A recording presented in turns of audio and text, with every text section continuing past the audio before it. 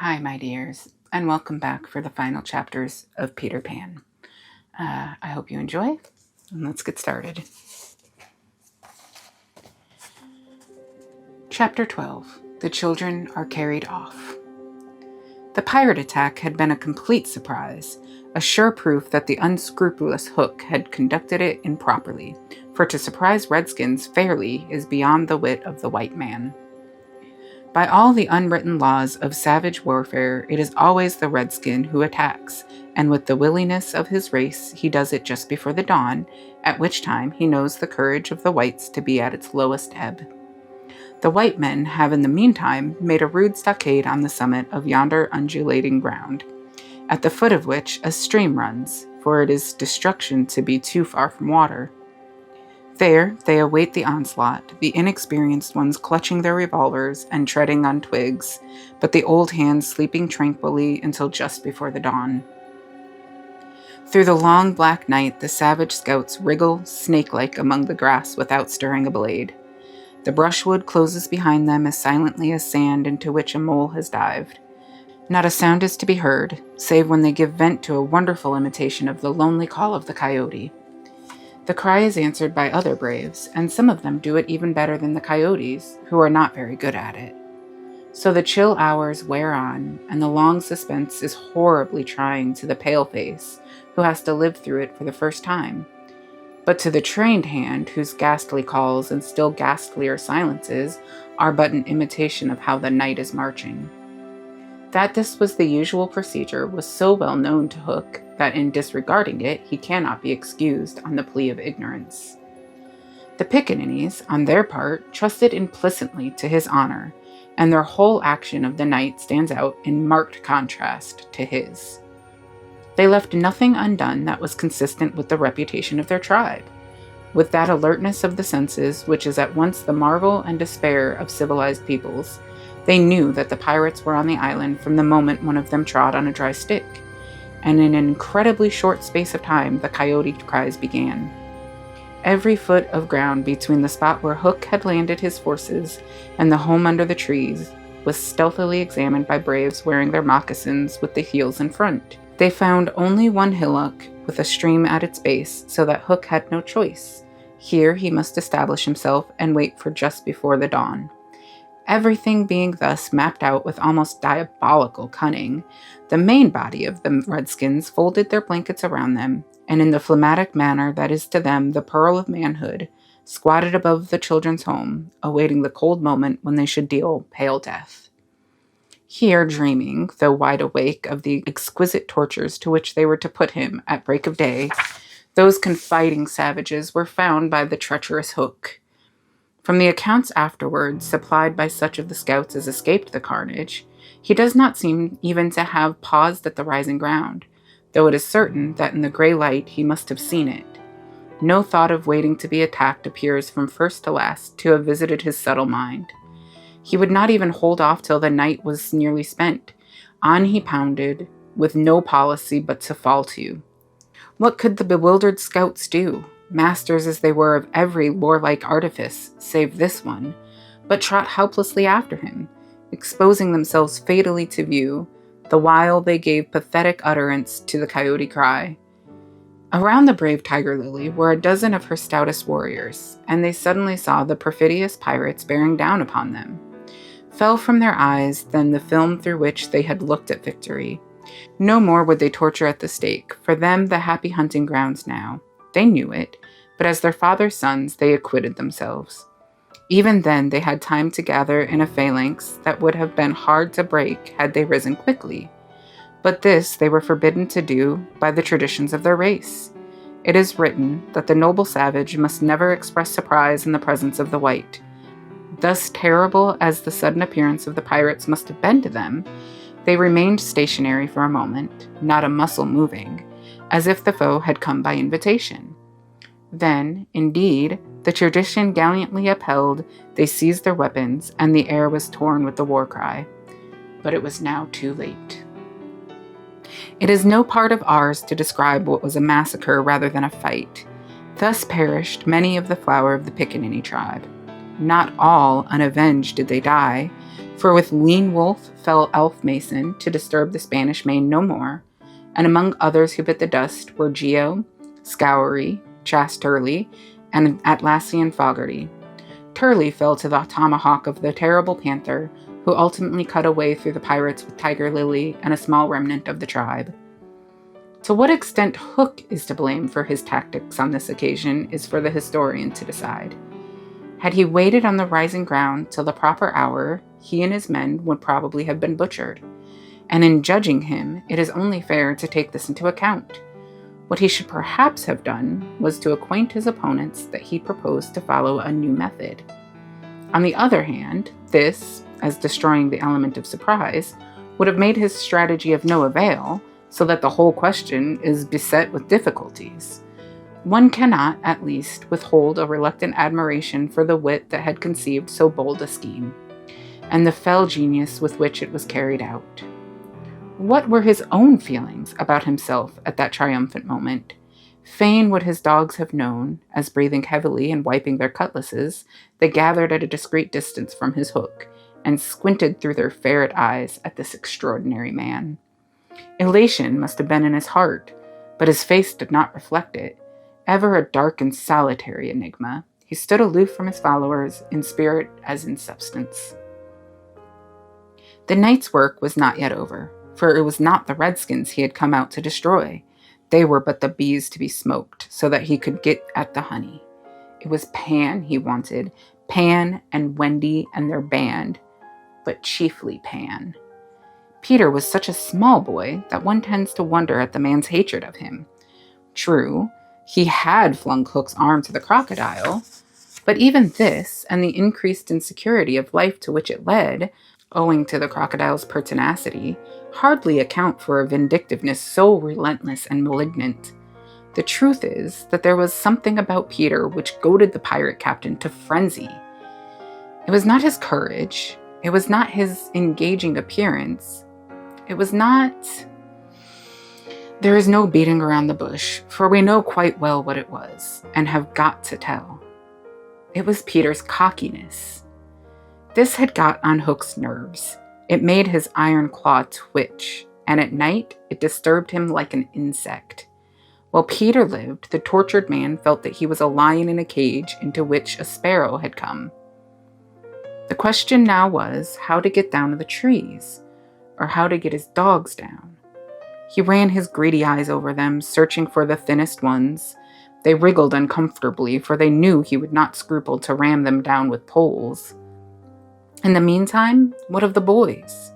We have seen them, at the first clang of weapons, turned, as it were, into stone figures, open-mouthed, all appealing with outstretched arms to Peter, and we return to them as their mouths close and their arms fall to their sides. The pandemonium above had ceased almost as suddenly as it arose, passed like a fierce gust of wind, but they know that in the passing it has determined their fate. Which side had won? The pirates, listening avidly at the mouths of the trees, heard the question put by every boy, and alas, they also heard Peter's answer. If the redskins have won, he said, they will beat the tom-tom. It is always their sign of victory. Now Smee had found the tom-tom, and was at that moment sitting on it. You will never hear the tom-tom again, he muttered, but inaudibly, of course, for strict silence had been enjoined. To his amazement, Hook signed to him to beat the tom-tom, and slowly there came to Smee an understanding of the dreadful wickedness of the order. Never, probably, had this simple man admired Hook so much. Twice, Smee beat upon the instrument and then stopped to listen gleefully. The tom-tom, the miscreants heard Peter cry, an Indian victory. The doomed children answered with a cheer that was music to the black hearts above, and almost immediately they repeated their goodbyes to Peter. This puzzled the pirates, but all their other feelings were swallowed by a base delight that the enemy were about to come up the trees. They smirked at each other and rubbed their hands. Rapidly and silently, Hook gave his orders, one man to each tree, and the others to arrange themselves in a line 2 yards apart. Chapter 13. Do you believe in fairies?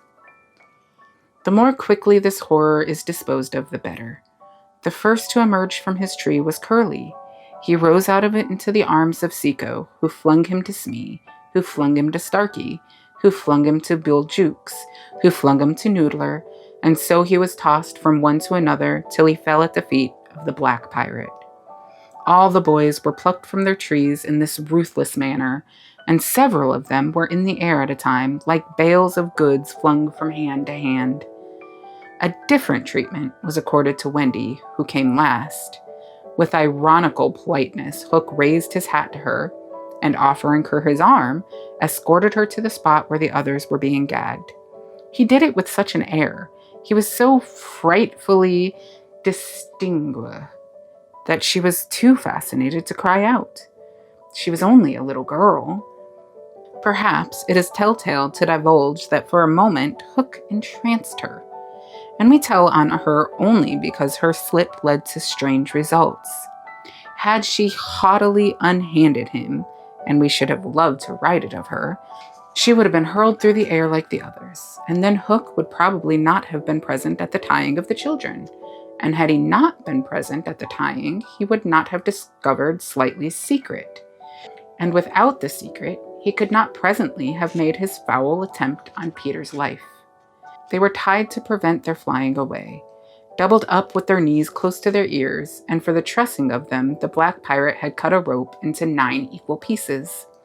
All went well until Slightly's turn came, when he was found to be like those irritating parcels that use up all the string in going around and leave no tags with which to tie a knot. The pirates kicked him in their rage, just as you kick the parcel, though in fairness, you should kick the string. And strange to say, it was Hook who told them to belay their violence. His lip was curled with malicious triumph. While his dogs were merely sweating because every time they tried to pack the unhappy lad tight in one part, he bulged out in another, Hook's mastermind had gone far beneath Slightly's surface, probing not for effects, but for causes, and his exultation showed that he had found them. Slightly, white to the gills, knew that Hook had surprised his secret, which was this: that no boy so blown out could use a tree wherein an average man needs stick. Poor Slightly, most wretched of all the children now, for he was in a panic about Peter, bitterly regretted what he had done. Madly addicted to the drinking of water when he was hot, he had swelled in consequence to his present girth, and instead of reducing himself to fit his tree, he had, unknown to the others, whittled his tree to make it fit him. Sufficient of this Hook guessed to persuade him that Peter at last lay at his mercy.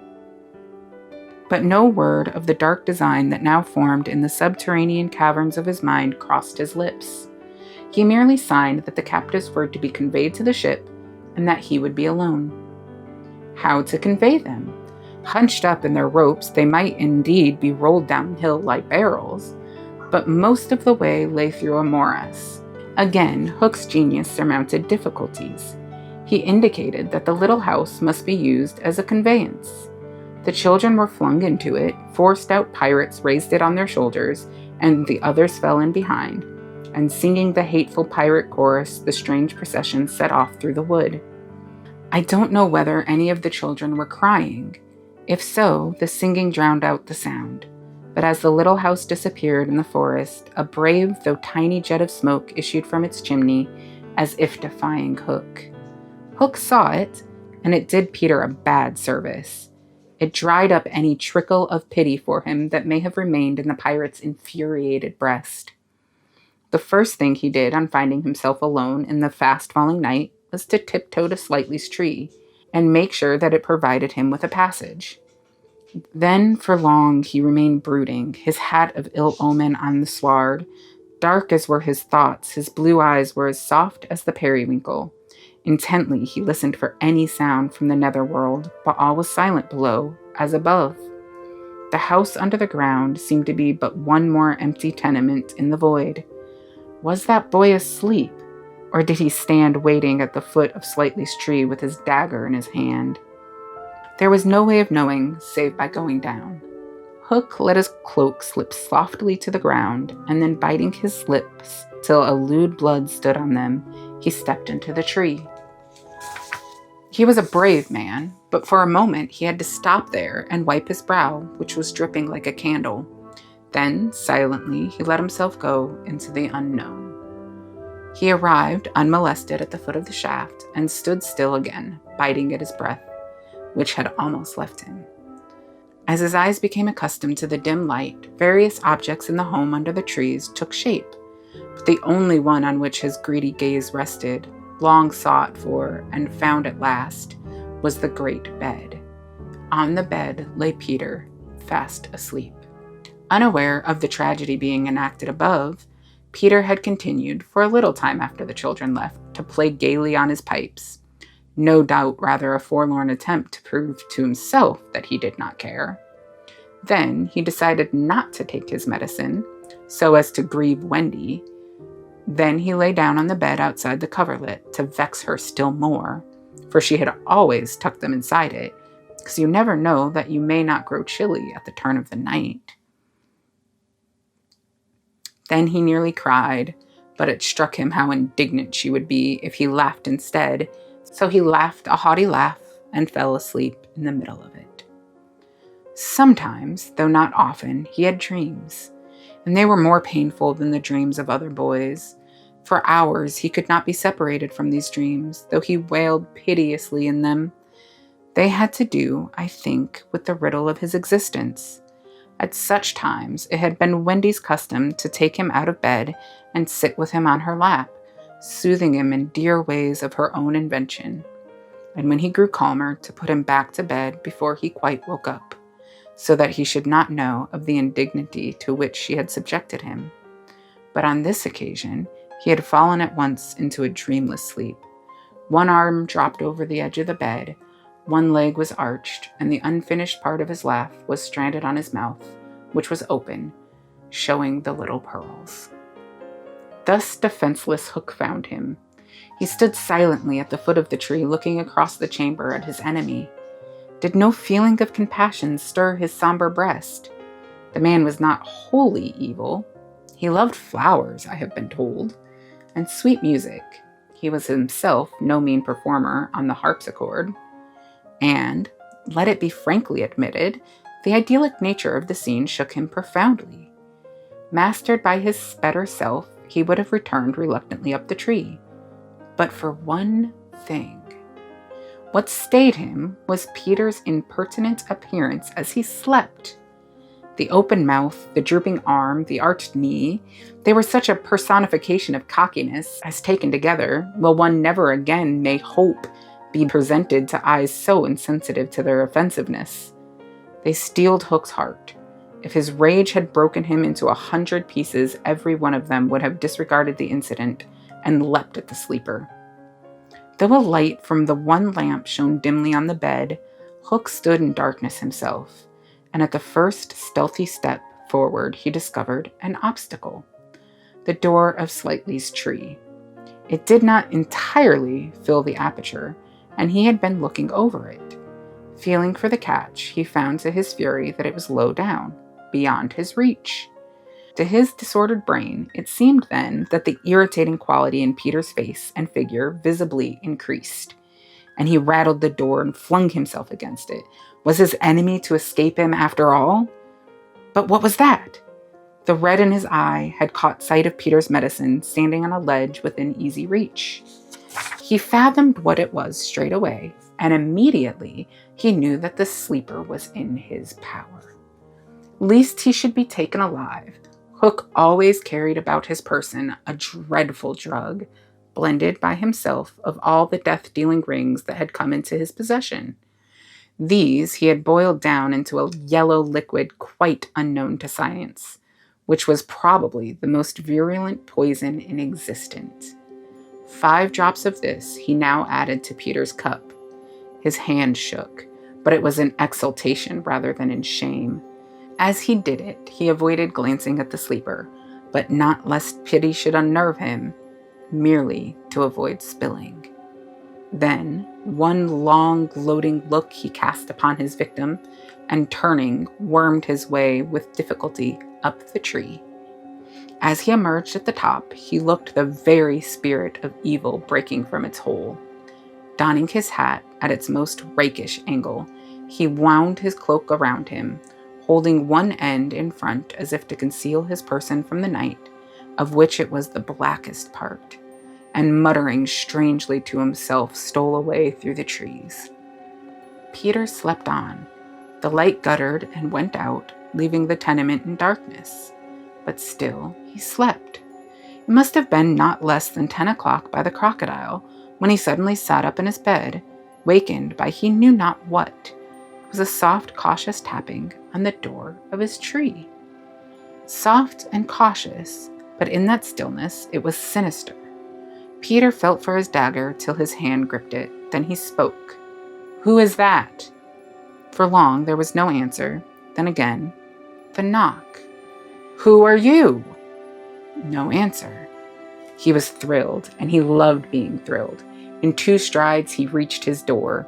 Unlike Slightly's door, it filled the aperture so that he could not see beyond it, nor could the one knocking see him. "I won't open unless you speak," Peter cried. Then at last the visitor spoke in a lovely bell-like voice. "Let me in, Peter." It was Tink, and quickly he unbarred to her. She flew in excitedly, her face flushed and her dress stained with mud. "What is it?" "Oh, you could never guess," she cried, and offered him 3 guesses. "Out with it," he shouted, and in one ungrammatical sentence, as long as the ribbons conjurers pull from their mouths, she told of the capture of Wendy and the boys. Peter's heart bobbed up and down as he listened. Wendy bound and on the pirate ship, she who loved everything to be just so? "I'll rescue her," he cried, leaping at his weapons. As he leapt, he thought of something he could do to please her. He could take his medicine. His hand closed on the fatal draught. "No!" shrieked Tinkerbell, who had heard Hook muttering about his deed as he sped through the forest. "Why not? It is poisoned." "Poisoned? Who could have poisoned it?" "Hook." "Oh, don't be silly. How could Hook have got down here?" Alas, Tinkerbell could not explain this, for even she did not know the dark secret of Slightly's tree. Nevertheless, Hook's words had left no room for doubt. The cup was poisoned. "Besides," said Peter, quite believing himself, "I never fell asleep." He raised the cup, no time for words now, time for deeds, and with one of her lightning movements, Tink got between his lips and the draught and drained it to the dregs. "Why, Tink, how dare you drink my medicine?" She did not answer. Already she was reeling in the air. "What is the matter with you?" cried Peter, suddenly afraid. "It was poisoned, Peter," she told him softly, "and now I'm going to be dead." "Oh, Tink, did you drink it to save me?" "Yes." "But why, Tink?" Her wings would scarcely carry her now, but in reply she alighted on his shoulder and gave his nose a loving bite. She whispered in his ear, "You silly ass," and then, tottering to her chamber, lay down on the bed. His head almost filled the 4th wall of her little room as he knelt near her in distress. Every moment her light was growing fainter, and he knew that if it went out she would be no more. She liked his tears so much that she put out her beautiful finger and let them run over it. Her voice was so low that at first he could not make out what she said, and then he made it out. She was saying that she thought she could get well again if children believed in fairies. Peter flung out his arms.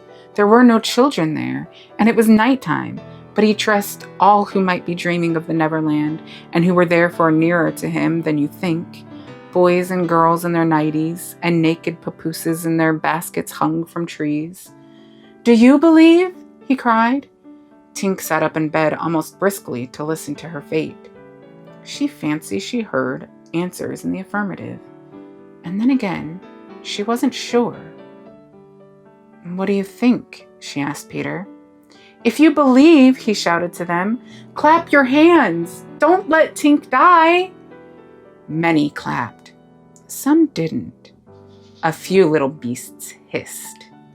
The clapping stopped suddenly, as if countless mothers had rushed to their nurseries to see what on earth was happening.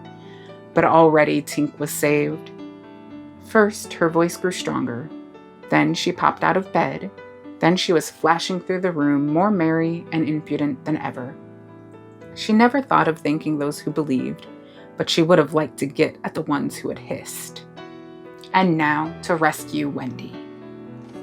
The moon was riding in a cloudy heaven when Peter rose from his tree, begirt with weapons and wearing little else, to set out upon his perilous quest.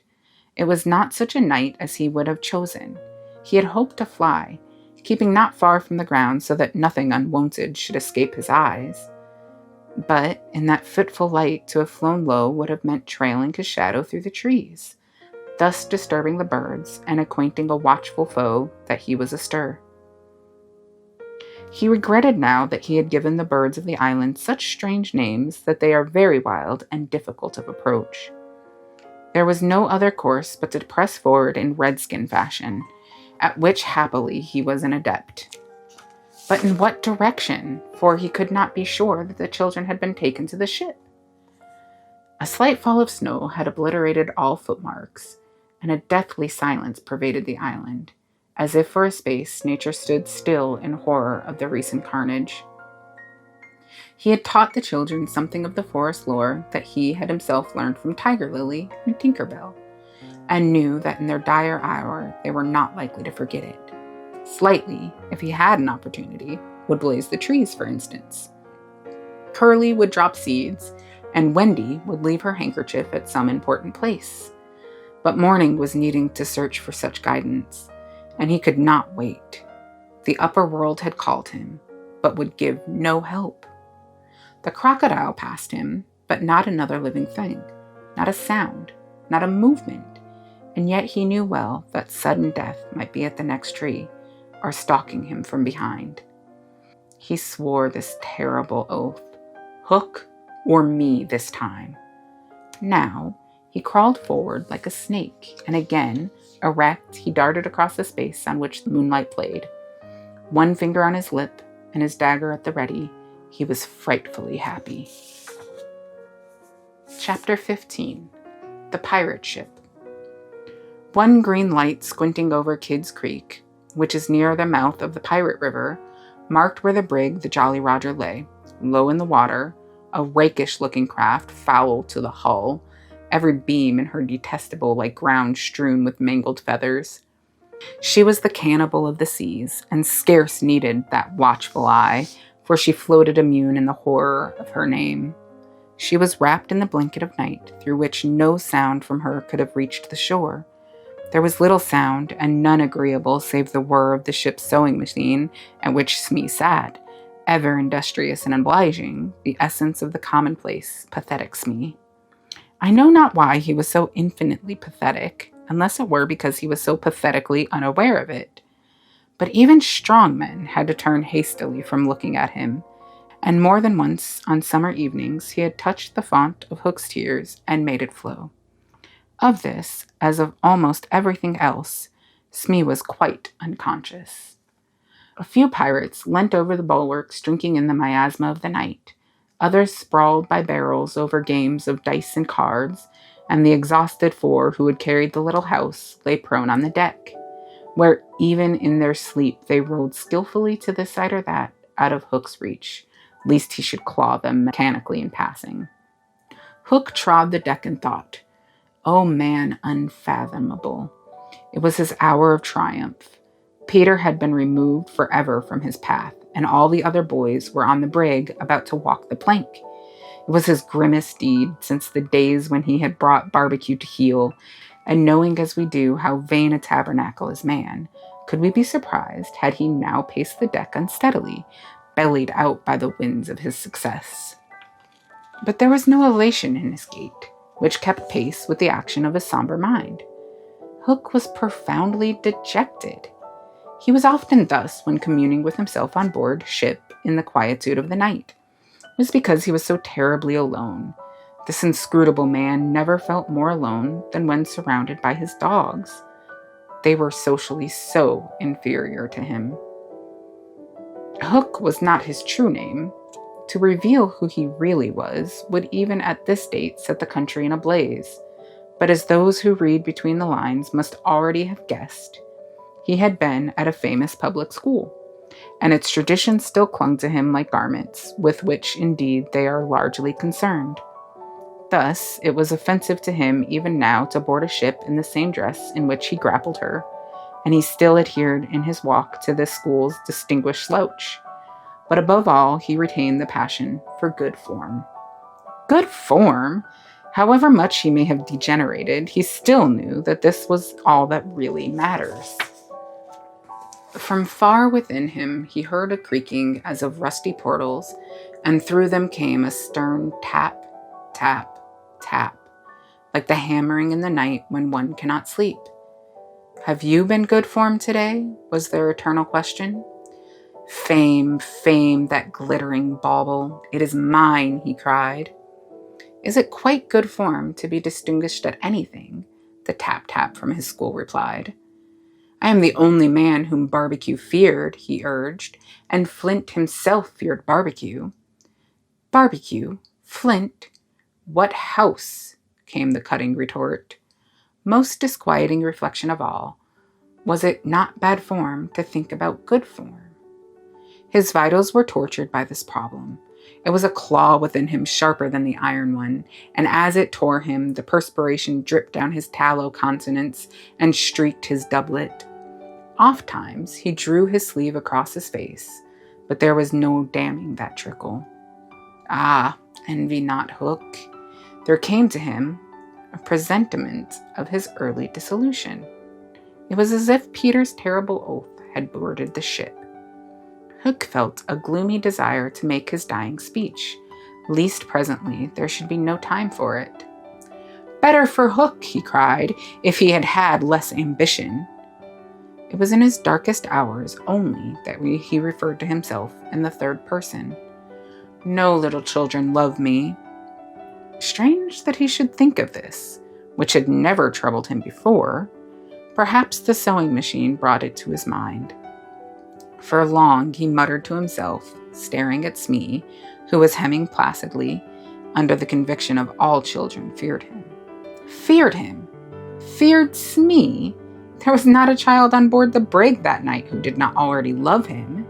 He had said horrid things to them and hit them with the palm of his hand because he could not hit with his fist, but they had only clung to him the more. Michael had tried on his spectacles to tell poor Smee that they thought him lovable. Hook itched to do it, but it seemed too brutal. Instead, he revolved this mystery in his mind. Why do they find Smee lovable? He pursued the problem like the sleuth hound that he was. If Smee was lovable, what was it that made him so? A terrible answer suddenly presented itself. Good form? Had the bosun good form without knowing it, which is the best form of all?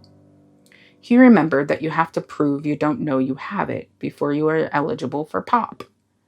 With a cry of rage, he raised his iron hand over Smee's head, but he did not tear. What arrested him was this reflection. To claw a man because he is good form, what would that be? Bad form. The unhappy Hook was impotent as he was damp, and he fell forward like a cut flower. His dogs, thinking him out of the way for a time, discipline instantly relaxed, and they broke into a Boshelin dance, which brought him to his feet at once, all traces of human weakness gone, as if a bucket of water had passed over him. "Quiet, you scugs," he cried, "or I'll cast anchor in you." And at once the din was hushed. "Are all the children chained so that they cannot fly away?" "Aye, aye." "Then hoist them up." The wretched prisoners were dragged from the hold, all except Wendy, and ranged in line in front of him.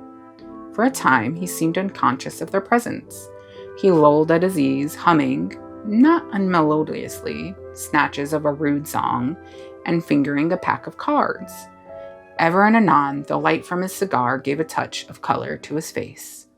"Now then, bullies," he said briskly, 6 of you walk the plank tonight, but I have room for 2 cabin boys. Which of you is it to be?"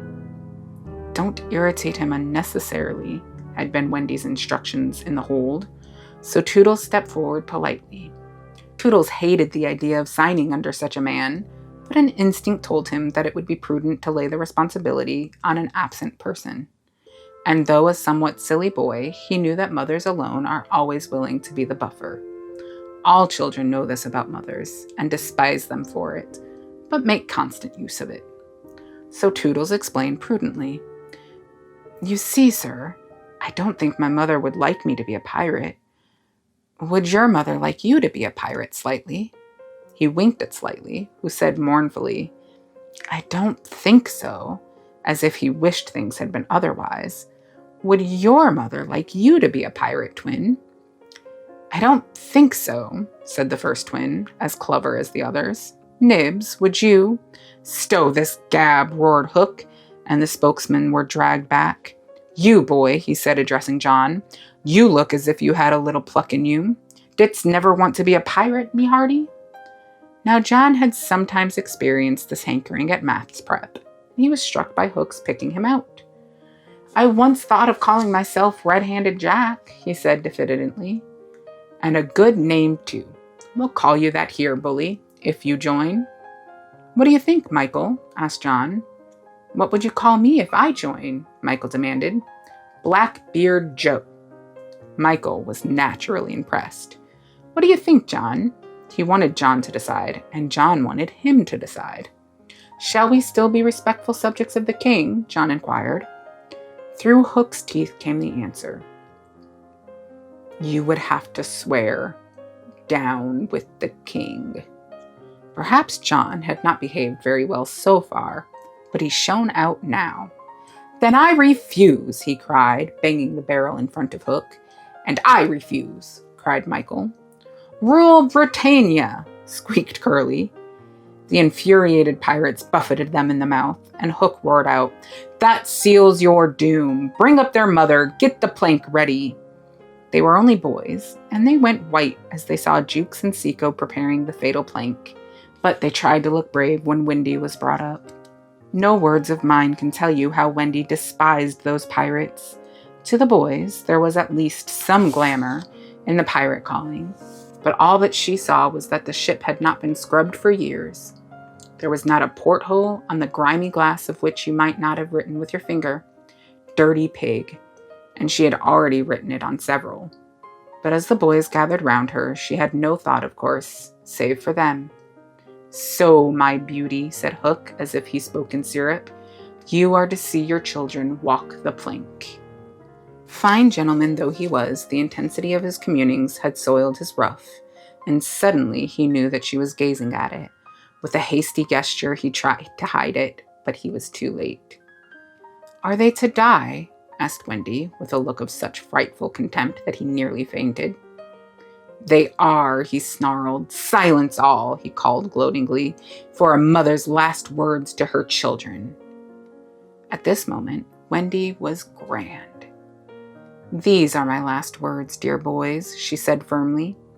"I feel that I have a message to you from your real mothers, and it is this: we hope our sons will die like English gentlemen."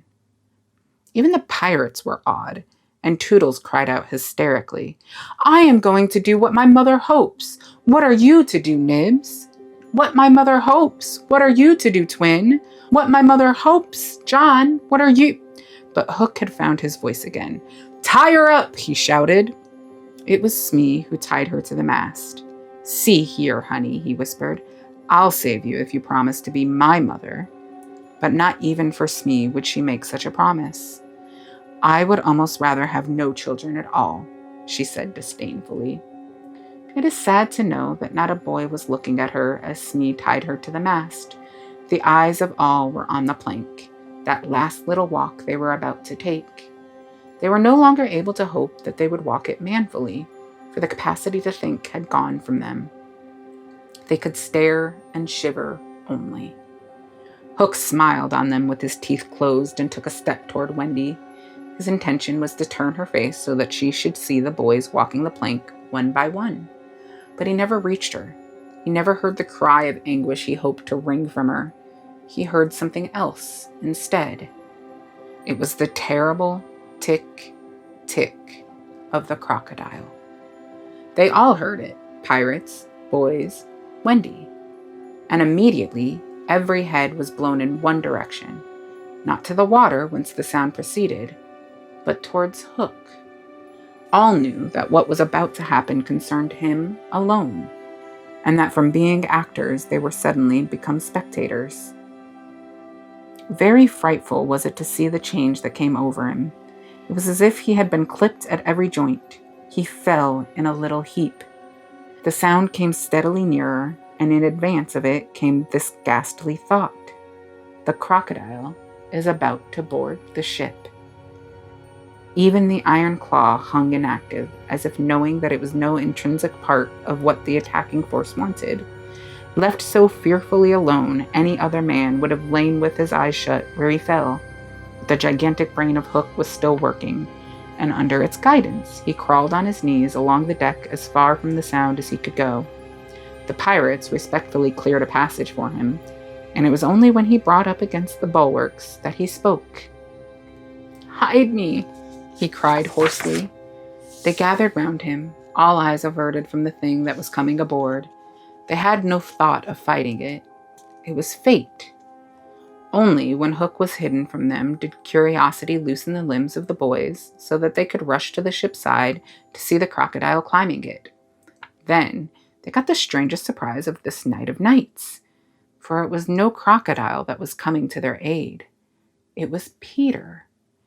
He signed to them not to give vent to any cry of admiration that might arouse suspicion. Then he went on ticking. Chapter 15. Hook or me this time. Odd things happen to all of us on our way through life without our noticing for a time that they have happened. Thus, to take an instance, we suddenly discover that we have been deaf in one ear for we don't know how long, but say half an hour. Now, such an experience had come that night to Peter. When last we saw him, he was stealing across the island with one finger to his lips and his dagger at the ready. He had seen the crocodile pass by without noticing anything peculiar about it. But by and by he remembered that it had not been ticking. At first he thought this eerie, but soon he concluded rightly that the clock had run down.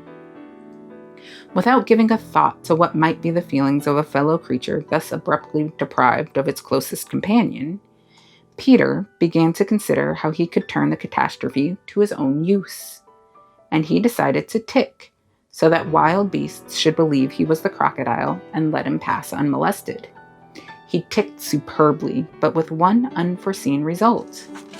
The crocodile was among those who heard the sound, and it followed him, though whether with the purpose of regaining what it had lost, or merely as a friend under the belief that it was again ticking itself, will never be certainly known, for like all slaves to a fixed idea, it was a stupid beast. Peter reached the shore without mishap, and went straight on, his legs encountering the water, as if quite unaware that they had entered a new element.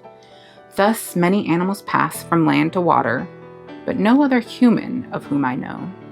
As he swam, he had but one thought: Hook or me this time. He had ticked so long that he now went on ticking without knowing that he was doing it. Had he known, he would have stopped, for to board the brig by the help of the tick, though an ingenious idea, had not occurred to him. On the contrary, he thought he had scaled her side as noiseless as a mouse, and he was amazed to see the pirates cowering from him, with Hook in their midst as abject as if he had heard the crocodile. The crocodile! No sooner did Peter remember it than he had heard the ticking. At first he thought the sound did come from the crocodile, and he looked behind him swiftly.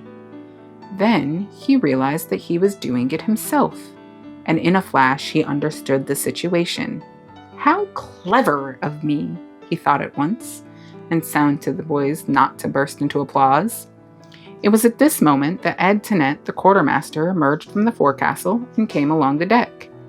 Now, reader, time what happened by your watch. Peter struck true and deep. John clapped his hands on the ill-fated pirate's mouth to stifle the dying groan. He fell forward. 4 boys caught him to prevent the thud. Peter gave the signal, and the carrion was cast overboard. There was a splash, and then silence. How long has it taken? 1! Slightly had begun to count. None too soon, Peter, every inch of him on tiptoe, vanished into the cabin. for more than one pirate was screwing up his courage to look round. They could hear each other's distressed breathing now, which showed them that the more terrible sound had passed. "It's gone, Captain," Smee said, wiping his spectacles. "All's still again." Slowly, Hook let his head emerge from his ruff, and listened so intently that he could have caught the echo of the tick. There was not a sound, and he drew himself up firmly to his full height. "Then, here's to Johnny Plank," he cried brazenly, hating the boys more than ever because they had seen him unbend. He broke into the villainous ditty. Yo-ho, the frisky plank, he walks along it so, till it goes down and you goes down to Davy Jones below. To terrorize the prisoners the more, though with a certain loss of dignity, he danced along an imaginary plank, grimacing at them as he sang, and when he finished, he cried, "Do you want a touch of the cat before you walk the plank?" At that, they fell on their knees. "No, no," they cried so piteously that every pirate smiled. "Fetch the cat, Jukes," said Hook. "It's in the cabin." The cabin? Peter was in the cabin. The children gazed at each other. "Aye, aye," said Jukes blithely, and he strode into the cabin. They followed him with their eyes. They scarce knew that Hook had resumed his song, his dogs joining in with him. Yo-ho, the scratching cat, its tails are 9, you know, and when they're writ upon your back.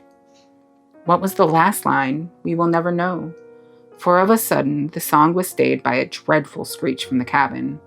It wailed through the ship and died away. Then was heard a crowing sound, which was well understood by the boys, but to the pirates was almost more eerie than the screech. "What was that?" cried Hook. "Two," said Slightly solemnly. The Italian Seco hesitated for a moment and then swung into the cabin. He tottered out, haggard. "What's the matter with Bill Jukes, you dog?" hissed Hook, towering over him. The matter with him is he's dead." "Stabbed," replied Seco in a hollow voice. "Bill Jukes dead?" cried the startled pirates. "The cabin's as black as a pit," Seco said, almost gibbering. "But there's something terrible in there. The thing you heard crowing." The exultation of the boys, the lowering looks of the pirates, both were seen by Hook.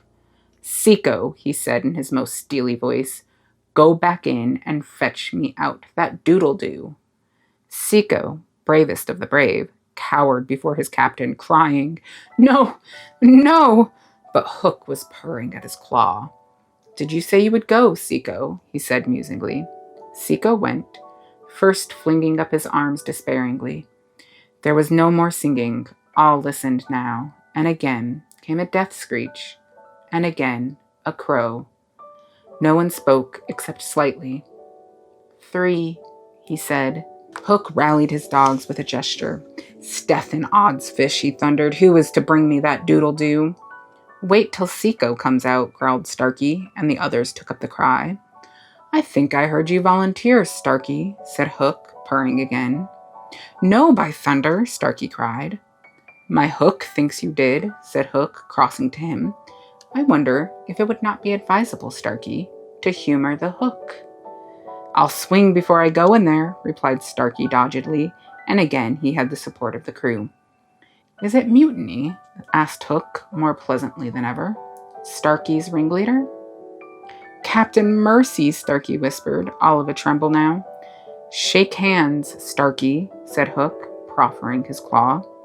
Starkey looked round for help, and all deserted him. As he backed, Hook advanced, and now the red spark was in his eye. With a despairing scream, the pirate leapt upon Long Tom and precipitated himself into the sea. "4," said Slightly. "And now," Hook asked curiously, "did any other gentleman say mutiny?" Seizing a lantern and raising his claw with a menacing gesture, "I'll bring out that doodle-doo myself," he said, and sped into the cabin. 5, how Slightly longed to say it. He wetted his lips to be ready, but Hook came staggering out without his lantern. "Something blew out the light," he said, a little unsteadily. "Something," echoed Mullins. "What of Seco?" demanded Noodler. "He's as dead as Jukes," said Hook shortly. His reluctance to return to the cabin impressed them all unfavorably, and the mutinous sounds again broke forth. All pirates are superstitious, and Cookson cried, "They do say the surest sign a ship's accursed is when there's one more on board than can be accounted for." "I've heard," muttered Mullins, "he always boards the pirate's craft at last. Had he a tail, Captain?" "They say," said another, looking viciously at Hook, "that when he comes, it's in the likeness of the wickedest man aboard." "Had he a hook, Captain?" asked Cookson insolently, and one after another took up the cry, "The ship's doomed!" At this the children could not resist raising a cheer. Hook had well nigh forgotten his prisoners, but as he swung round on them, now his face lit up again. "Lads," he cried to the crew, "here's a notion. Open the cabin door and drive them in. Let them fight the doodle-doo for their lives, and if they kill him, we're so much the better. If he kills them, we're none the worse." For the last time, his dogs admired Hook, and devotedly they did his bidding. The boys, pretending to struggle, were pushed into the cabin, and the door was closed on them. "Now listen," cried Hook, and all listened, but not one dared to face the door. Yes, one, Wendy, who all this time had been bound to the mast. It was for neither a scream nor a crow that she was watching. It was for the reappearance of Peter. She had not long to wait. In the cabin he had found the thing for which he had gone in search, the key that would free the children of their manacles. And now they all stole forth, armed with such weapons as they could find. First signing to them to hide, Peter cut Wendy's bonds, and then nothing could have been easier than for them all to fly off together. But one thing barred the way, an oath. Hook or me this time. So when he had freed Wendy, he whispered to her to conceal herself with the others, and himself took her place by the mast, her cloak around him so that he should pass for her. Then he took a great breath and crowed. To the pirates, it was a voice crying that all the boys lay slain in the cabin, and they were panic-stricken. Hook tried to hearten them, but like the dogs he had made them, they showed him their fangs, and he knew that if he took his eyes off of them now, they would leap at him.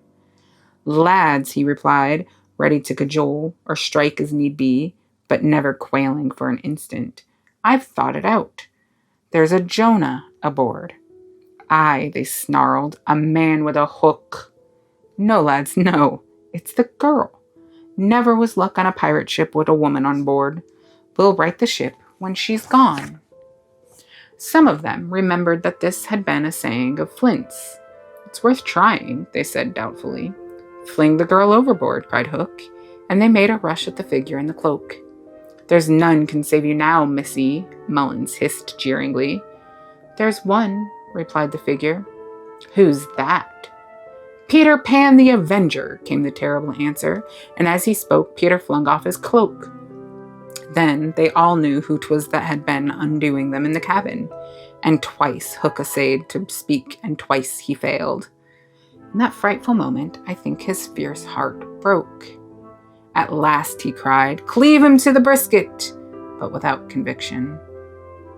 "Down, boys, and at them!" Peter's voice rang out, and in another moment the clash of arms was resounding through the ship. Had the pirates kept together, it is certain that they would have won, but the onset came when they were all unstrung, and they ran hither and thither, striking wildly, each thinking himself the last survivor of the crew. Man to man, they were the stronger, but they fought on the defensive only, which enabled the boys to hunt in pairs and choose their quarry. Some of the miscreants leapt into the sea, others hid in dark recesses, where they were found by Slightly, who did not fight, but ran about with a lantern when she flashed in their faces, so that they were half blinded and fell an easy prey to the reeking swords of the other boys. There was little sound to be heard but the clang of weapons, an occasional screech or splash, and Slightly, monotonously counting 5, 6, 7, 8, 9, 10, 11. I think all were gone when a group of savage boys surrounded Hook, who seemed to have a charmed life as he kept them at bay in that circle of fire. They had done for his dogs, but this man alone seemed to be a match for them all. Again and again they closed upon him, and again he hewed a clear space. He had lifted up one boy with his hook, and was using him as a buckler, when another, who had just passed his sword through Mullins, sprang into the fray. "Put up your swords, boys," cried the newcomer. "This man is mine." Thus, suddenly Hook found himself face to face with Peter. The others drew back and formed a ring around them. For long, the two enemies looked at one another, Hook shuddering slightly, and Peter with a strange smile upon his face. "So, Pan," said Hook at last, "this is all your doing." "Aye, James Hook," came the stern answer, "it is all my doing." "Proud and insolent youth," said Hook, "prepare to meet thy doom." "Dark and sinister man," Peter answered, "have at thee." Without more words, they fell to, and for a space there was no advantage to either blade. Peter was a superb swordsman, and parried with dazzling rapidity. Ever and anon he followed up a feint with a lunge that got past his foe's defense, but a shorter reach stood him in ill stead, and he could not drive the steel home. Hook, scarcely his inferior in brilliancy, but not quite so nimble in wrist play, forced him back by the weight of his onset, hoping suddenly to end all with a favorite thrust, taught him long ago by barbecue at Rio. But to his astonishment, he found this thrust turned aside again and again.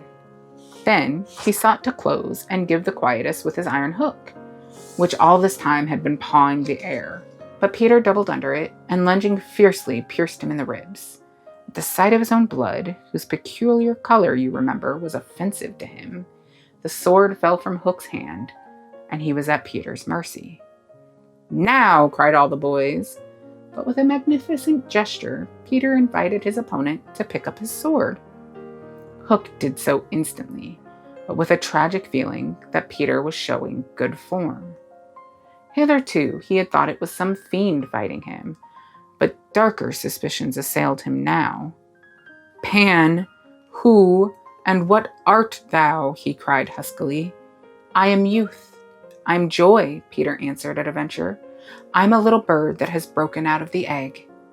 This, of course, was nonsense, but it was proof to the unhappy Hook that Peter did not know in the least who or what he was, which is the very pinnacle of good form. "To it again," he cried despairingly. He fought now like a human flail, and every sweep of that terrible sword would have severed in twain any man or boy who obstructed it. But Peter fluttered round him as if the very wind it made blew him out of the danger zone, and again he darted in and pricked. Hook was fighting now without hope. That passionate breast no longer asked for life, but for one boon it craved, to see Peter show bad form before it was cold forever. Abandoning the fight, he rushed into the powder magazine and fired it. "In 2 minutes," he cried, "the ship will be blown to pieces."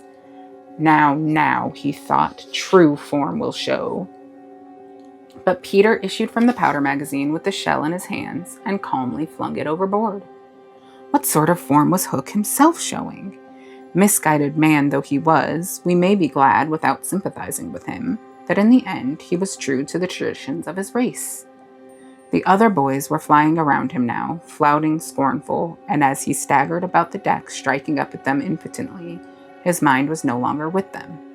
It was slouching in the playing fields of long ago, or being sent up for good, or watching the wall game from a famous wall, and his shoes were right, and his waistcoat was right, and his tie was right, and his socks were right. James Hook, thou not wholly unheroic figure, farewell, for we have come to his last moment. Seeing Peter slowly advancing upon him through the air with dagger poised, he sprang upon the bulwarks to cast himself into the sea. He did not know that the crocodile was waiting for him, for we purposely stopped the clock that this knowledge might be spared him, a little mark of respect from us at the end. He had one last triumph, which I think we need not grudge him.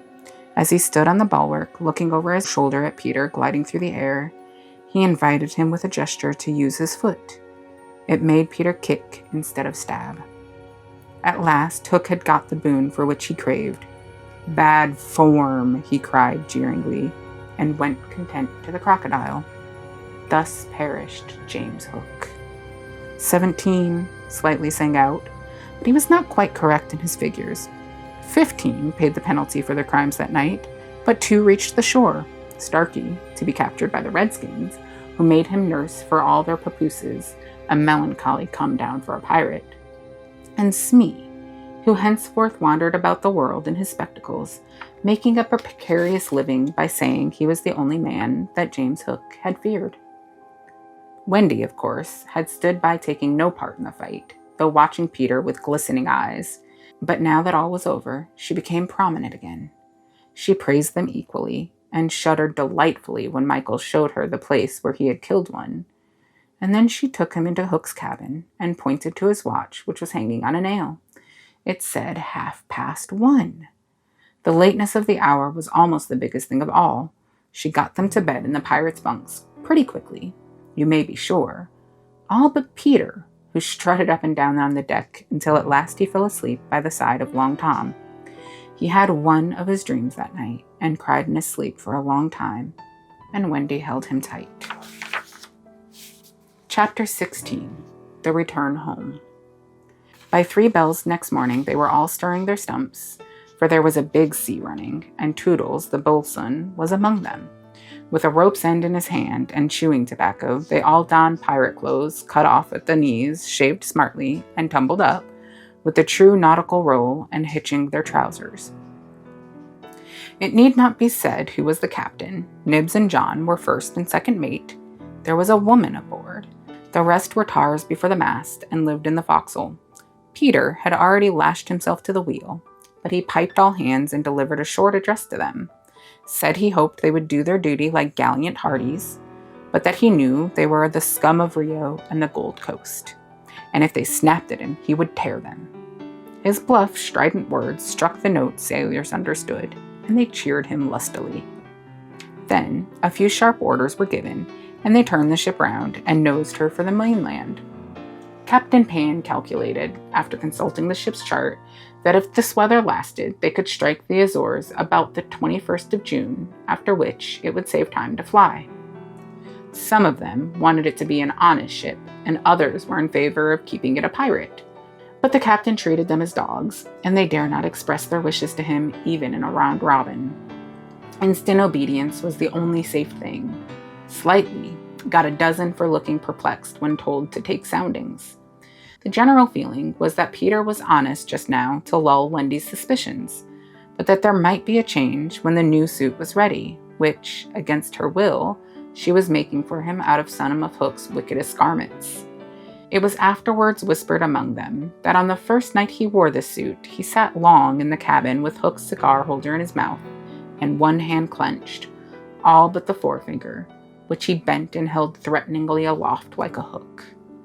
Instead of watching the ship, however, we must now return to that desolate home from which 3 of our characters had taken heartless flight so long ago. It seems a shame to have neglected number 14 all this time, and yet we may be sure that Mrs. Darling does not blame us. If we had returned sooner to look with sorrowful sympathy at her, she would probably have cried, "Don't be silly, what do I matter? Do go back and keep an eye on the children." So long as mothers are like this, their children will take advantage of them, and they may lay to that. Even now, we venture into that familiar nursery only because its lawful occupants are on their way home. We are merely hurrying on in advance of them to see that their beds are properly aired, and that Mr. and Mrs. Darling do not go out for the evening. We are no more than servants. Why on earth should their beds be properly aired, seeing that they left them in such a thankless hurry? Would it not serve them jolly well right if they came back and found that their parents were spending the weekend in the country? It would be the moral lesson they have been in need of ever since we met them. But if we contrived things in this way, Mrs. Darling would never forgive us. One thing I should like to do immensely, and that is to tell her, in the way authors have, that the children are coming back. That indeed they will be here on Thursday week. This would spoil so completely the surprise to which Wendy and John and Michael are looking forward. They have been planning it out on the ship. Mother's rapture, father's shout of joy, Nana's leap through the air to embrace them first, when what they ought to be preparing for is a good hiding. How delicious to spoil it all by breaking the news in advance, so that when they enter grandly, Mrs. Darling may not even offer Wendy her mouth, and Mr. Darling may exclaim pettishly, "Dash it all, here are those boys again." However, we should get no thanks even for this. We are beginning to know Mrs. Darling by this time, and may be sure that she would upbraid us for depriving the children of their little pleasure. "But, my dear madam, it is 10 days till Thursday week, so that by telling you what's what, we can save you 10 days of unhappiness." Yes, but at what a cost, by depriving the children of 10 minutes of delight. Oh, if you look at it that way, what other way is there at which to look at it? You see, the woman had no proper spirit. I had meant to say extraordinarily nice things about her, but I despise her, and not one of them will I say now. She does not really need to be told to have things ready, for they are ready. All the beds are aired, and she never leaves the house, and observe, the window is open. For all the use we are to her, we might go back to the ship. However, as we are here, we may as well stay and look on. That is all we are, lookers on. Nobody really wants us, so let us watch and say jaggy things in the hope that some of them will hurt. The only change to be seen in the night nursery is that between 9 and 6 the kennel is no longer there. When the children flew away, Mr. Darling felt in his bones that all the blame was his for having chained Nana up, and that from first to last she had been wiser than he. Of course, as we have seen, he was quite a simple man. Indeed, he might have passed for a boy again if he had been able to take off his baldness. But he had also a noble sense of justice, and a lion courage to do what seemed right to him. And having thought the matter out with anxious care after the flight of the children, he went down on all fours and crawled into the kennel. To all Mrs. Darling's dear invitations to him to come out, he replied sadly, but firmly, "No, my own one. This is the place for me." In the bitterness of his remorse, he swore that he would never leave the kennel until his children came back. Of course, this was a pity, but whatever Mr. Darling did, he had to do in excess. Otherwise, he soon gave up doing it. And there never was a more humble man than the once proud George Darling, as he sat in the kennel of an evening talking with his wife of their children and all their pretty ways. Very touching was his defense to Nana. He would not let her come into the kennel, but on all other matters he followed her wishes implicitly. Every morning the kennel was carried with Mr. Darling in it to a cab, which conveyed him to his office, and he returned home in the same way at 6.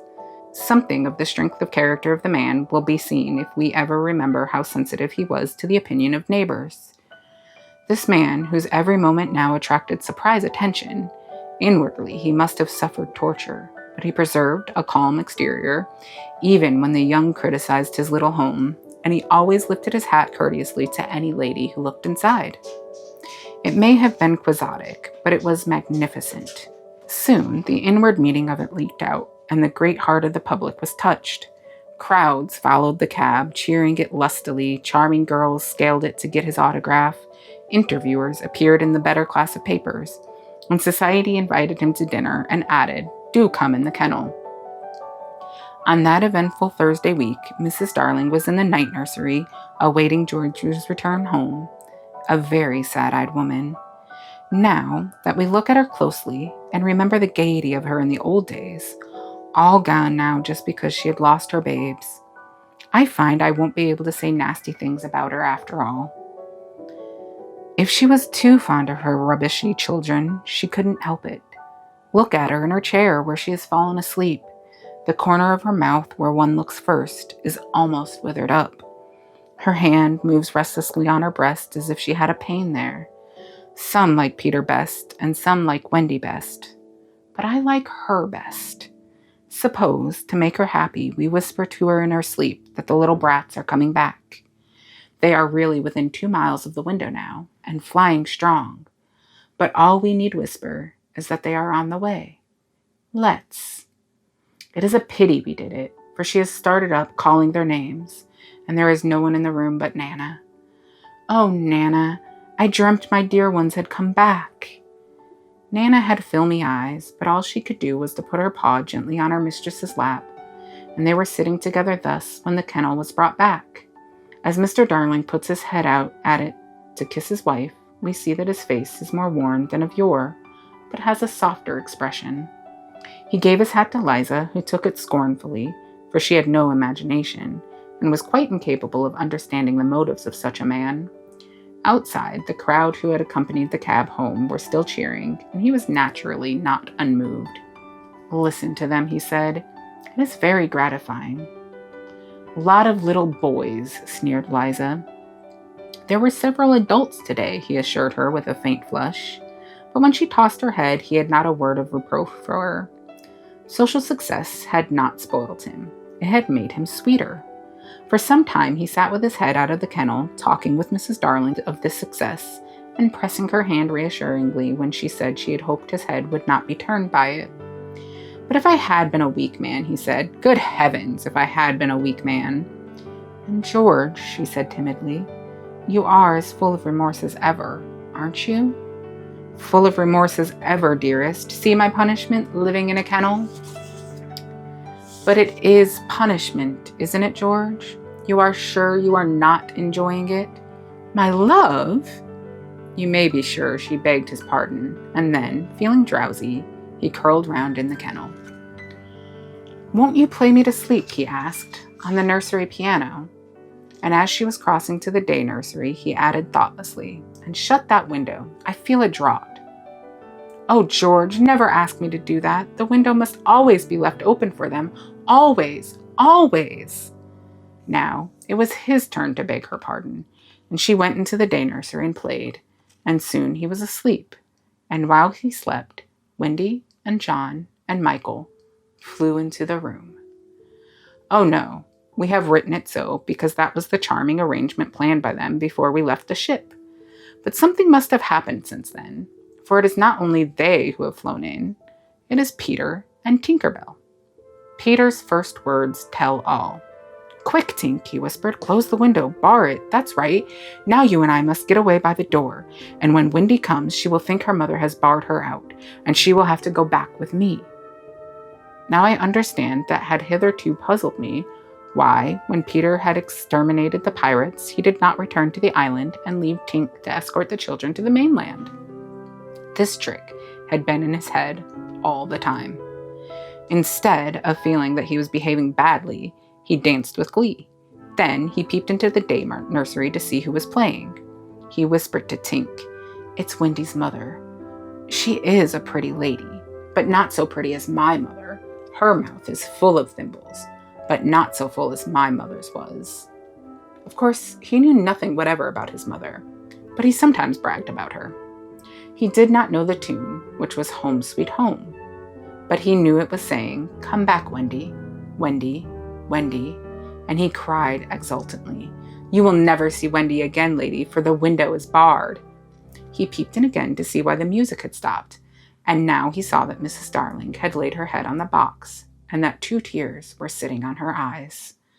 "She wants me to unbar the window," thought Peter, "but I won't, not I." He peeped again, and the tears were still there, where another 2 had taken their place. "She's awfully fond of Wendy," he said to himself, and he was angry with her now for not seeing why she could not have Wendy. The reason was so simple. "I'm fond of her too. We can't both have her, lady." But the lady would not make the best of it, and he was unhappy. He ceased to look at her, but even then she would not let go of him. He skipped about and made funny faces, but when he stopped, it was just as if she were inside him, knocking.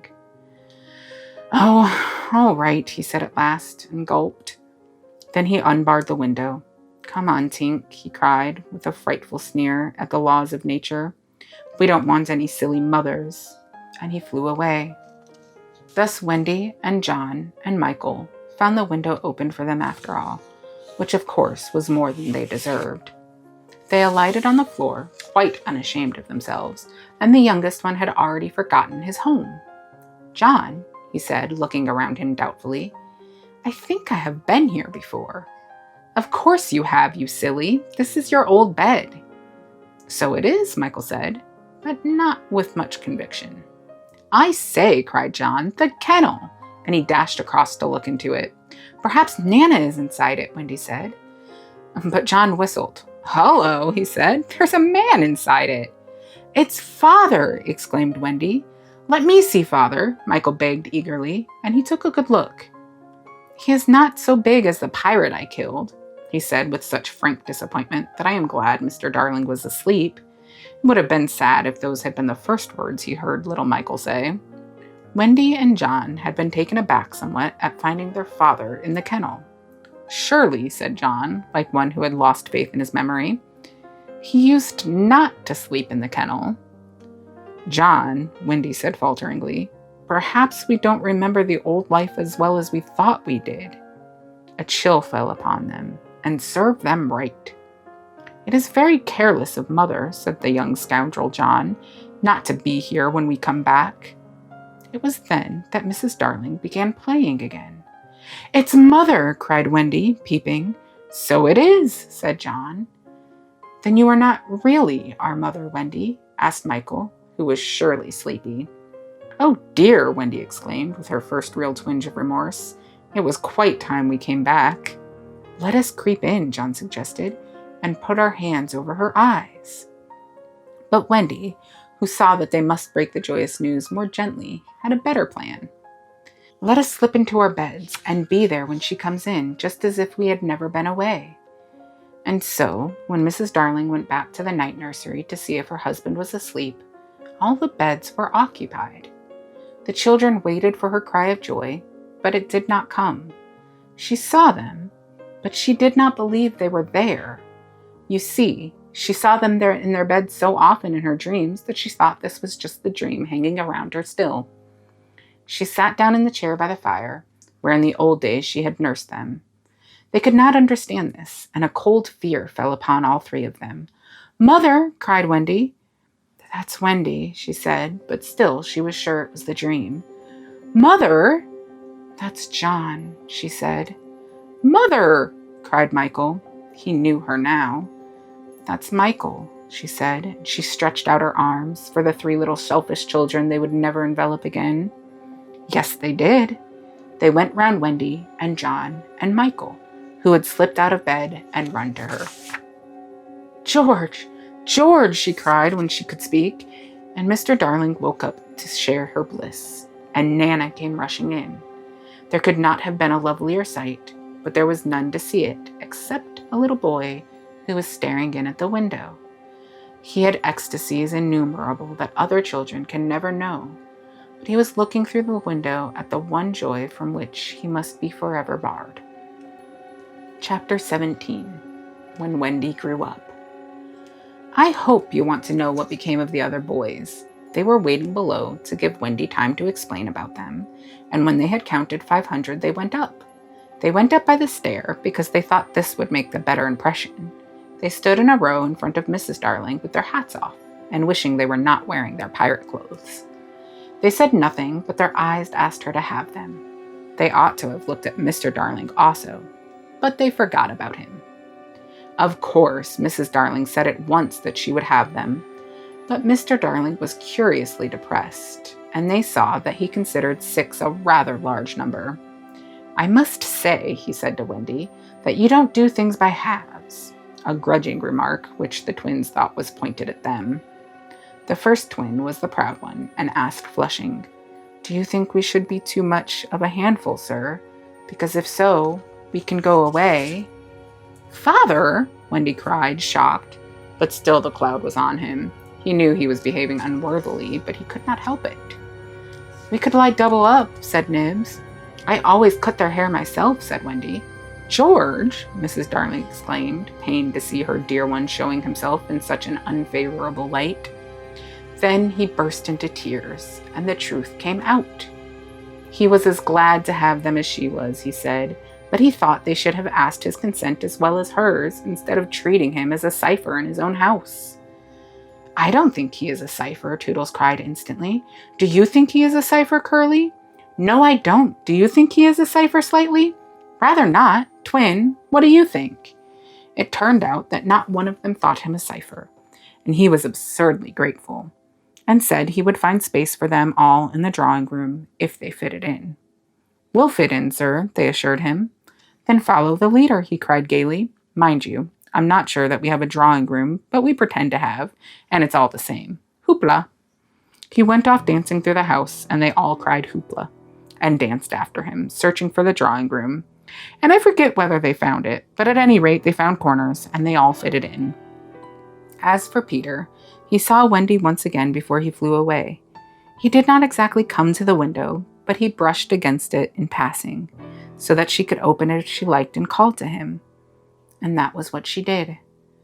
Hello, Wendy. Goodbye, he said. Oh dear, are you going away? Yes.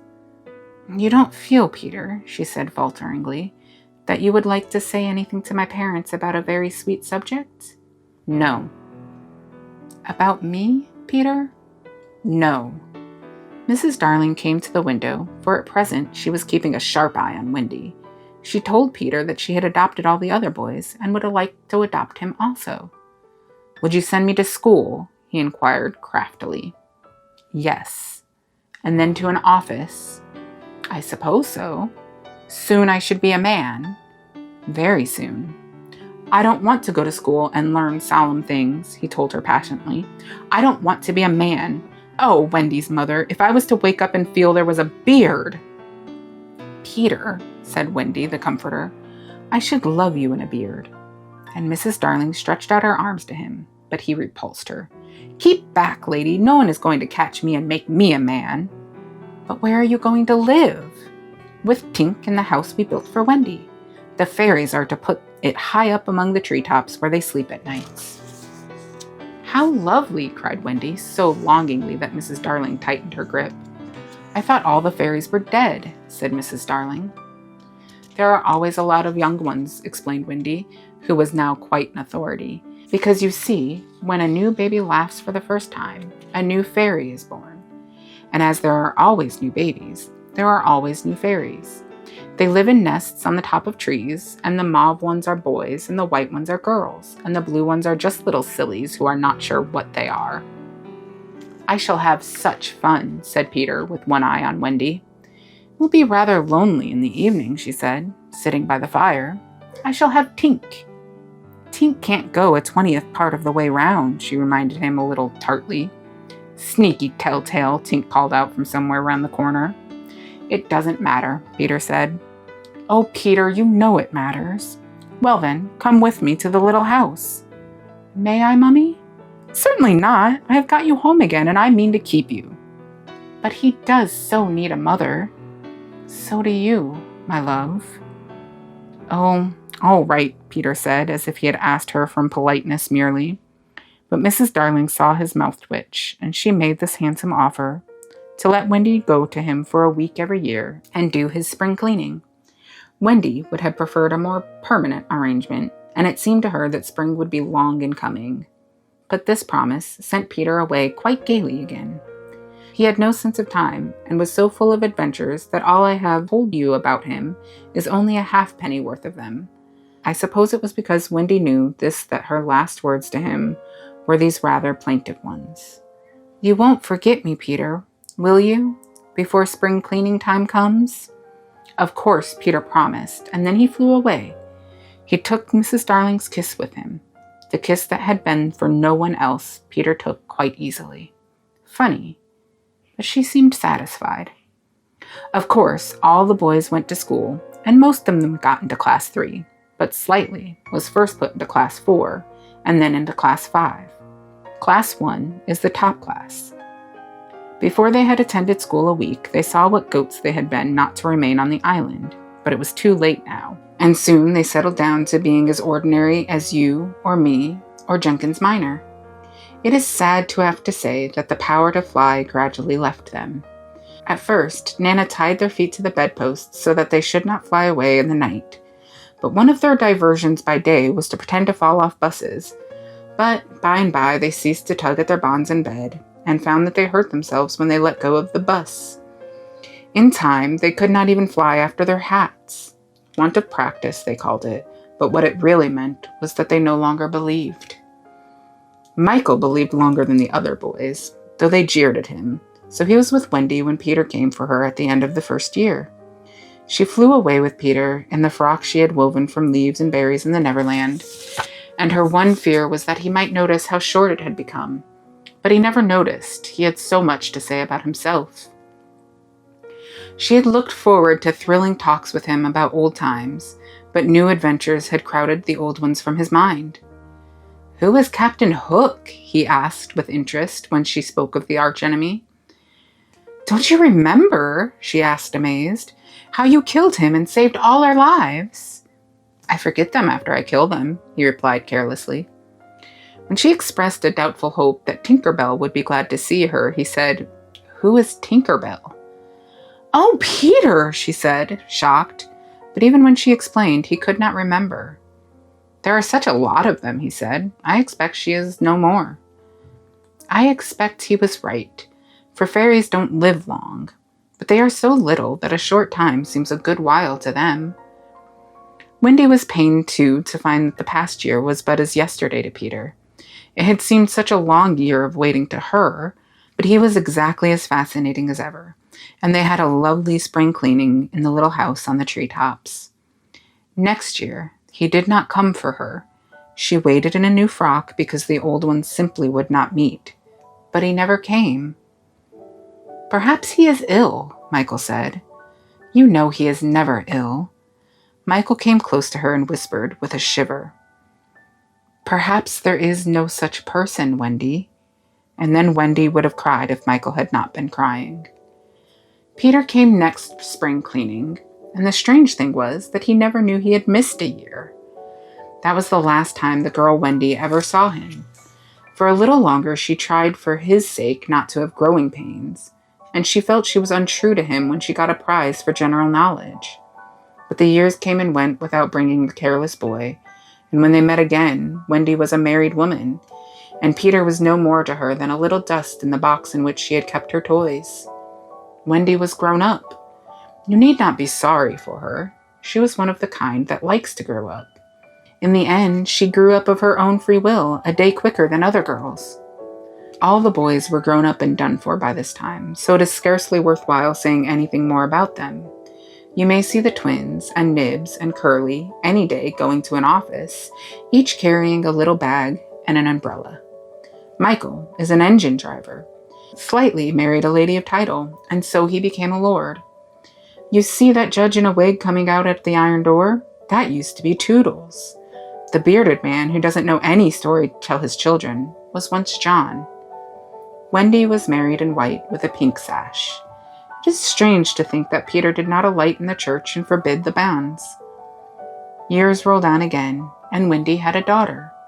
This ought not to be written in ink, but in a gold splash. She was called Jane, and always had an odd, inquiring look, as if from the moment she arrived on the mainland she wanted to ask questions. When she was old enough to ask them, they were mostly about Peter Pan. She loved to hear of Peter, and Wendy told her all she could remember in the very nursery from which the famous flight had taken place. It was Jane's nursery now, for her father had bought it at the 3%, from Wendy's father, who was no longer fond of stairs. Mrs. Darling was now dead and forgotten. There were only 2 beds in the nursery now, Jane's and her nurse's, and there was no kennel, for Nana had also passed away. She died of old age, and at the end she had rather been difficult to get on with, being very firmly convinced that no one knew how to look after children except herself. Once a week, Jane's nurse had her evening off, and then it was Wendy's part to put Jane to bed. That was the time for stories. It was Jane's invention to raise the sheet over her mother's head and her own, thus making a tent, and in the awful darkness to whisper, "What do we see now?" "I don't think I see anything tonight," says Wendy, with a feeling that if Nana were here, she would object to further conversation. "Yes, you do," says Jane. "You see when you were a little girl." "That is a long time ago, sweetheart," says Wendy. "Ah me, how time flies." "Does it fly?" asked the artful child. "The way you flew when you were a little girl?" "The way I flew? Do you know, Jane, I sometimes wonder whether I ever did really fly." "Yes, you did. The dear old days when I could fly." "Why can't you fly now, Mother?" Because I am grown up, dearest. When people grow up, they forget the way. Why do they forget the way? Because they are no longer gay and innocent and heartless. It is only the gay and innocent and heartless who can fly. What is gay and innocent and heartless? I do wish I was gay and innocent and heartless. Or perhaps Wendy admits she does see something. I do believe, she says, that it is this nursery. I do believe, says Jane. Go on. They are now embarked on the great adventure of the night when Peter flew in looking for a shadow. The foolish fellow, says Wendy, tried to stick it on with soap, and when he could not, he cried, and that woke me, and I sewed it on for him. You've missed a bit, interrupts Jane, who now knows the story better than her mother. When you saw him sitting on the floor crying, what did you say? I sat up in bed and said, Boy, why are you crying? Yes, that was it, says Jane with a big breath. And then he flew us all the way to the Neverland, and the fairies and the pirates and the redskins and the mermaid's lagoon, and the home under the ground and the little house. Yes, which did you like best of all? I think I liked the home under the ground best of all. Yes, so do I. What was the last thing Peter ever said to you? The last thing he ever said to me was, just always be waiting for me, and then some night you will hear me crowing. Yes, but alas, he forgot all about me. Wendy said it with a smile. She was grown up as that. What did his crow sound like? Jane asked one evening.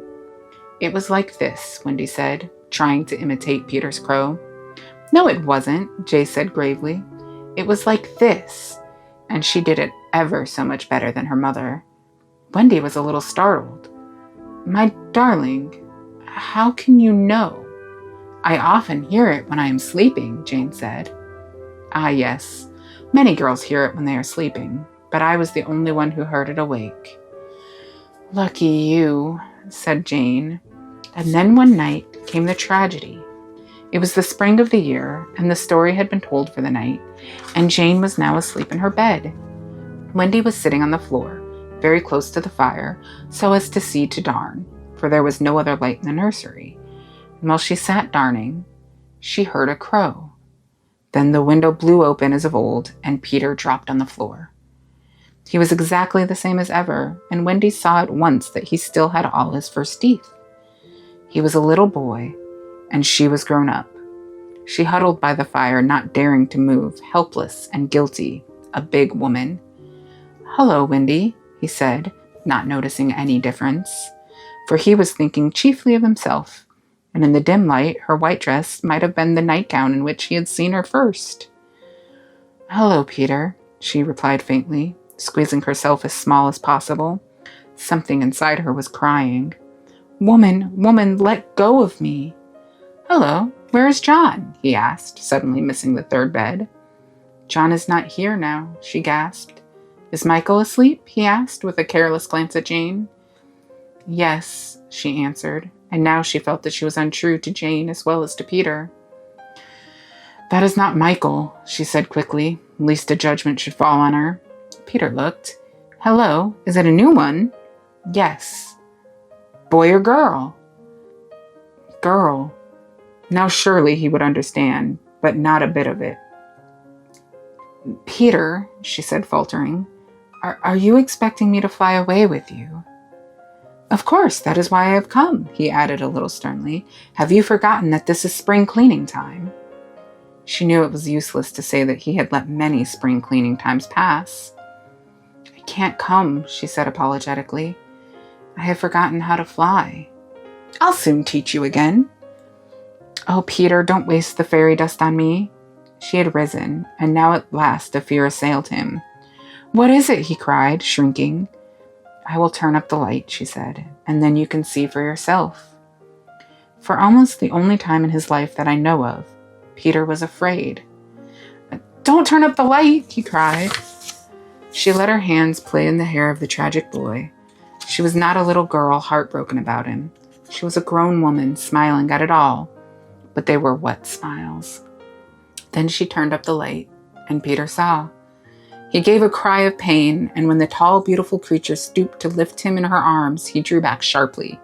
"What is it?" he cried again. She had to tell him. "I am old, Peter. I am ever so much more than 20. I grew up long ago." "You promised not to!" "I couldn't help it. I am a married woman, Peter." "No, you're not." "Yes, and the little girl in the bed is my baby." "No, she's not." But he supposed she was, and he took a step towards the sleeping child with his fist upraised. Of course, he did not strike. He sat down on the floor instead and sobbed, and Wendy did not know how to comfort him, though she could have done it so easily once. She was only a woman now, and she ran out of the room to try to think. Peter continued to cry, and soon his sobs woke Jane. She sat up in bed and was interested at once. "Boy," she said, "why are you crying?" Peter rose and bowed to her, and she bowed to him from the bed. "Hello," he said. "Hello," said Jane. "My name is Peter Pan," he told her. "Yes, I know. I came back for my mother," he explained, "to take her to the Neverland." "Yes, I know," Jane said. "I've been waiting for you." When Wendy returned diffidently, she found Peter sitting on the bedpost, crowing gloriously, while Jane in her nightie was flying round the room in solemn ecstasy. "She is my mother," Peter explained, and Jane descended and stood by his side, with the look on her face that he liked to see on ladies when they gazed at him.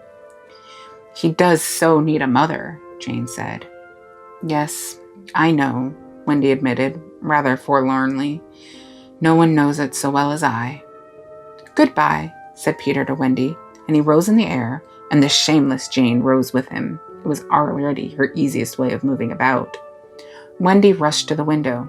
"No, no," she cried. "It's just for spring cleaning time," Jane said. "He wants me always to do his spring cleaning." "If only I could go with you," Wendy sighed. "You see you can't fly," said Jane. Of course, in the end, Wendy let them fly away together.